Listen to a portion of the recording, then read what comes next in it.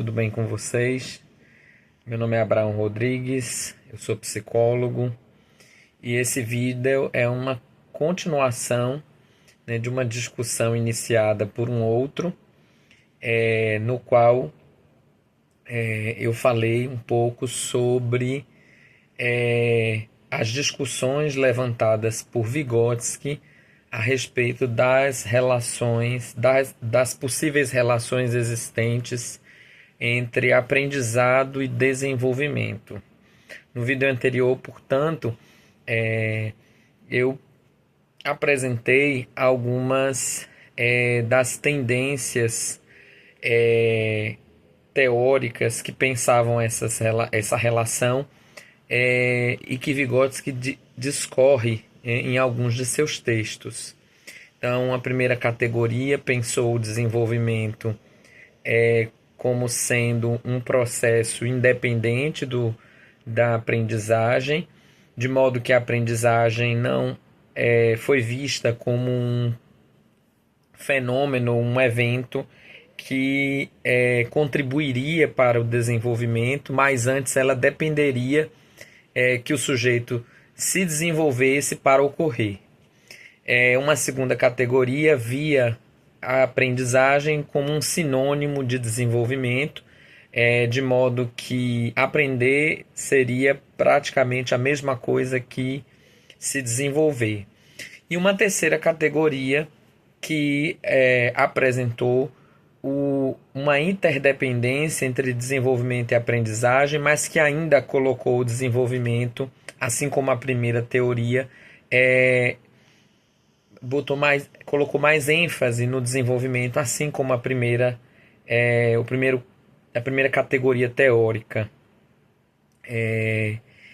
Além de não especificar muito bem de que forma a aprendizagem poderia trazer contribuições efetivas para o processo de desenvolvimento. Então, essa terceira categoria admite interrelações entre desenvolvimento e aprendizagem, considera que são fenômenos distintos e admite que a aprendizagem, portanto, contribui para o desenvolvimento, mas é apresentada uma definição generalista sobre isso, inclusive não reconhecendo, por exemplo,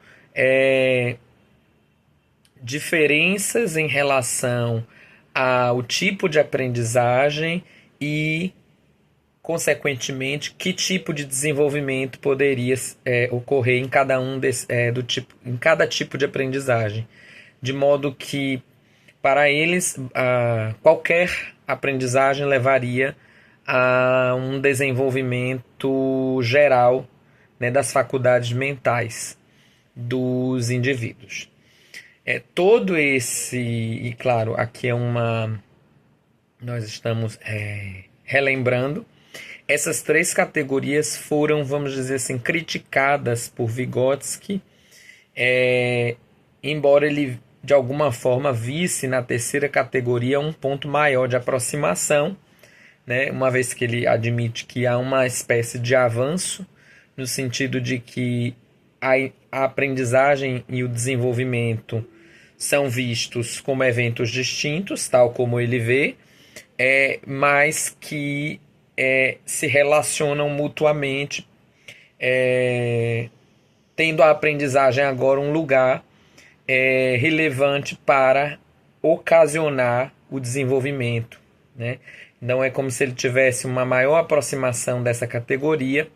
No entanto, o que é que Vygotsky que novidade Vygotsky traz para pensar a terceira categoria, ou seja, para pensar a interdependência do desenvolvimento com a aprendizagem? Ele vai, de alguma forma, inverter a ênfase dada, Então, ao invés de o desenvolvimento estar sempre à frente da aprendizagem, a aprendizagem passa a ser um processo quase que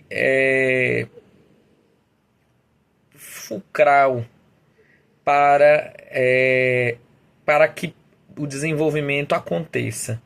Quando eu falo fulcral, é no sentido de que ela ganha uma maior dimensão, sendo praticamente considerado por ele um aspecto condicionante. Não no sentido de um condicionamento, né, como propõem os behavioristas, mas no sentido de uma subordinação. Então, não há desenvolvimento, ou se há, é um desenvolvimento bastante incipiente, caso não haja processos de aprendizagem. E eu acho que aqui vale a pena a gente tentar, né, já que para muitas pessoas é difícil separar do que é que se trata cada um. Bom, vamos tentar primeiro pensar o seguinte: a aprendizagem não é um processo simples, né? E o que se aprende também não é uma concepção universal. Então, cada teoria vai ter uma perspectiva distinta. Como a gente está falando de Vygotsky analisa concepções cognitivistas, com exceção da segunda categoria, que tem um viés mais behaviorista, a gente pode dizer Vygotsky é um sócio-interacionista, considera os aspectos socioculturais, mas ele pensa as funções psicológicas superiores. Então a gente também pode, de alguma forma, classificá-lo como um cognitivista, no sentido de que ele considera processos como atenção, memória, resolução de problemas, né, tomada de decisões, pensamento como algo que conduz à reflexão e à resolução de problemas. Então, todas essas funções ou faculdades mentais são consideradas pelo autor. E a aprendizagem, essas faculdades, elas começam, vamos dizer assim, tem um ponto de partida e se desenvolvem ao longo do tempo. Então, quando a gente pensa em desenvolvimento, a gente está sempre relacionando a algo que vai mudando, se modificando ao longo do tempo, a partir das experiências e das relações também hereditárias que cada indivíduo possui, né? A aprendizagem é algo que não se tem e se adquire. Em alguma medida, toda aprendizagem acaba sendo uma aquisição. Agora, normalmente, do ponto de vista cognitivista, trata-se de uma aquisição de saberes, de conhecimentos ou comuns para a vida laboral cotidiana, ou saberes como os escolares, que são produzidos academicamente, né? Ou os científicos, ou os filosóficos, ou os artísticos. Então, se a gente pensa que Vygotsky propõe uma relação em que aprender promove desenvolvimento, a gente está dizendo então que para que nossa atenção, nossa memória, nossos pensamentos, né, nossa capacidade de planejamento, de resolver problemas, conseguem ser ativadas e amadurecerem, avançarem no desenvolvimento à medida que a gente aprende uma série de saberes oportunizados pela cultura. Então, quando a gente aprende uma língua, quando a gente aprende novas palavras, quando a gente aprende as operações matemáticas, quando a gente aprende a conceitos, a concepção de norte, sul, leste, oeste, são saberes que vão, de alguma forma, de fora para dentro, ajudar no amadurecimento dessas faculdades mentais que ele chamou de processos psicológicos superiores. Agora, de onde ele parte para chegar a isso?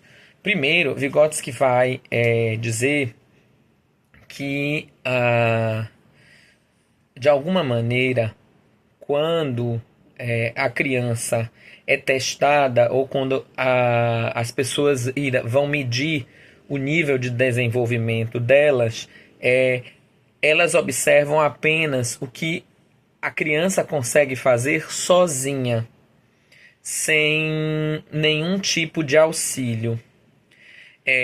No entanto, Vygotsky notou que quando uma criança, né, no seu entorno, no seu meio sociocultural, seja na escola, seja na família, de alguma forma é instruída, então é aí que entra a aprendizagem, ou seja, quando a elas são fornecidas pistas, demonstrações, dicas, ela consegue ir além do que ela conseguiria fazer sozinha. Então, nisso, por conta disso, ele vai desenvolver um conceito chamado de zona de desenvolvimento proximal. Que é isso? A zona de desenvolvimento proximal diz respeito a uma distância exatamente entre o nível real, que é aquilo que a criança consegue fazer sozinha, e o nível potencial, que são aquelas funções psicológicas que estão em processo de maturação, que vão ajudar a criança a desenvolver o novo desafio, mas que ela só consegue quando é ofertado pelos outros. Daí isso é uma teoria social, porque só com os processos de socialização, com aquilo que o outro pode fornecer, é que ela consegue resolver. Então, por conta disso, o que é que Vygotsky vai dizer? Por que então a aprendizagem é essencial para o desenvolvimento? Porque só ela vai poder fazer com que processos que estão em fase de amadurecimento sejam ativados.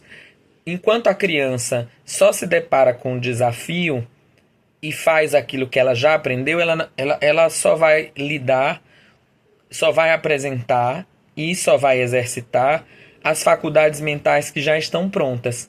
Quando alguém instrui, promove exercícios de aprendizagem, coopera, discute, debate, fornece dicas, demonstrações, ou seja, o que de alguma forma é o que se faz nas escolas, os processos de desenvolvimento que estão em estado embrionário são ativados, né? Então é nesse sentido que a aprendizagem então precede o desenvolvimento e é essencial para que ele ocorra.